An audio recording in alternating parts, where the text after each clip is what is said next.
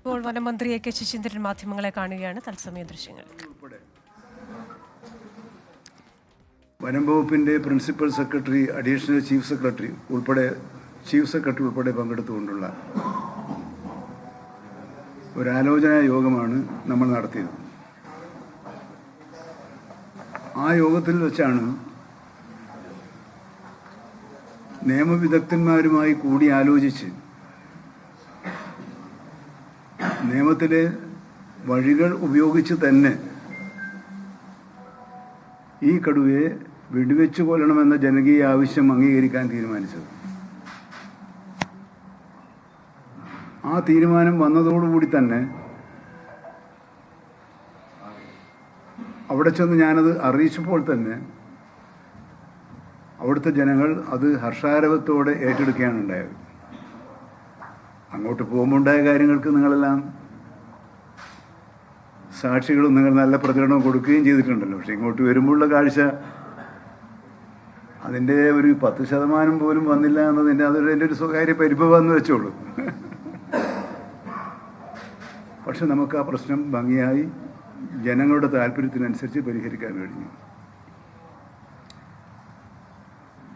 Special task ഫോഴ്സിനെ ഉണ്ടാക്കിയാണ് ഇന്നലെ വൈകുന്നേരം മുതൽ തെരച്ചിൽ നടപടികൾ ഊർജിതപ്പെടുത്തിയത്.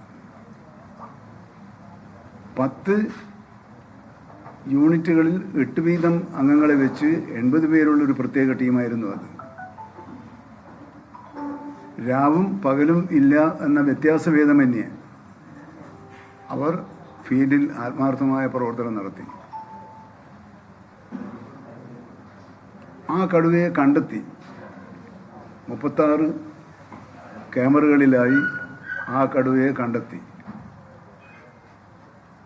നമ്മുടെ വനംവകുപ്പിലെ ഉദ്യോഗസ്ഥന്മാർ ഇന്നലെ രാവിലെ പിന്തുടർന്നപ്പോൾ ഒരു RRT പ്രവർത്തകനെ ഇങ്ങോട്ട് ആക്രമിക്കുകയും അത്ഭുതകരമായി അദ്ദേഹം രക്ഷപ്പെടുകയും ചെയ്തു. ഇപ്പോൾ ചികിത്സയിലാണ്. പെട്ടെന്ന് തന്നെ രോഗമുക്തി നേടി തിരിച്ചു വരുമെന്നാണ് മനസ്സിലാക്കാൻ കഴിഞ്ഞിട്ടുള്ളത്.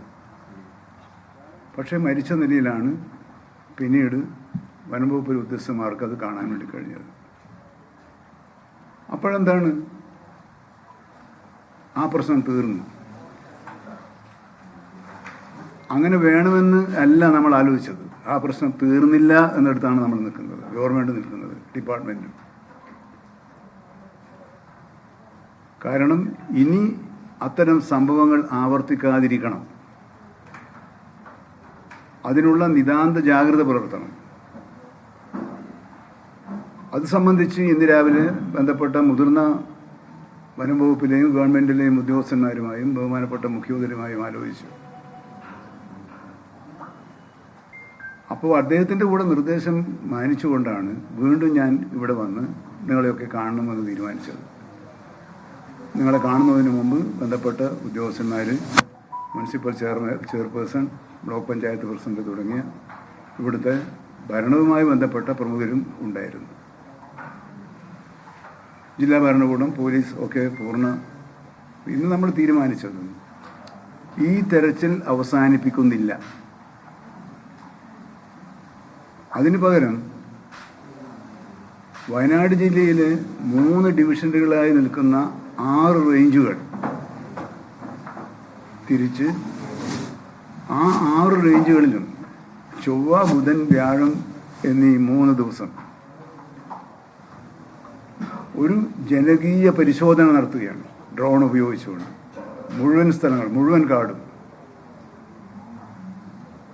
കാടെന്ന് പറയുമ്പം നേരത്തെ മാധ്യമങ്ങളിലൂടെ ചിലർ ഉത്കണ്ഠ പ്രകടിപ്പിച്ച ചില പ്രശ്നങ്ങളുണ്ട്, പ്രദേശങ്ങളുണ്ട്. ഇന്ന സ്ഥലത്ത് കാണാനിടയായി, ഇന്ന സ്ഥലത്ത് കണ്ടു, ഇന്ന സ്ഥലത്ത് കാൽപ്പാടുകളുണ്ടായിരുന്നു എന്നൊക്കെയുള്ള ചില സന്ദേശങ്ങൾ പല ഭാഗത്തു നിന്നും ഡിപ്പാർട്ട്മെൻറ്റിൽ ലഭിച്ചിട്ടുണ്ടായിരുന്നു. ആ സന്ദേഹമെല്ലാം പരിശോധിക്കണം. സന്ദേഹം പറഞ്ഞ സ്ഥലങ്ങളിലെല്ലാം അതിനൊരു ആക്ഷൻ പ്ലാൻ ഉണ്ടാക്കാനാണ് ഇന്ന് തീരുമാനിച്ചത്. 3 ദിവസം 6 ഡിവിഷനുകൾ, 6 മേഖലയായി തരംതിരിച്ചുകൊണ്ട് ആവശ്യമാണെങ്കിൽ പോലീസ് സേനയുടെ കൂടെ സഹായം സ്വീകരിച്ചുകൊണ്ട് ഡ്രോൺ ഉൾപ്പെടെയുള്ള ഉപകരണങ്ങൾ ഉപയോഗിച്ചുകൊണ്ടുള്ള ഒരു ജനകീയ തെരച്ചിൽ നടത്താനാണ് തീരുമാനിച്ചിട്ടുള്ളത്. അതാണ് ഇന്നത്തെ തീരുമാനം. അപ്പോൾ അതിലൂടെ ജനങ്ങളുടെ ഭയാശങ്കകൾ പരിഹരിക്കാനും എന്തെങ്കിലും ഉണ്ടെങ്കിൽ കണ്ടെത്താനും നമുക്ക് കഴിയും.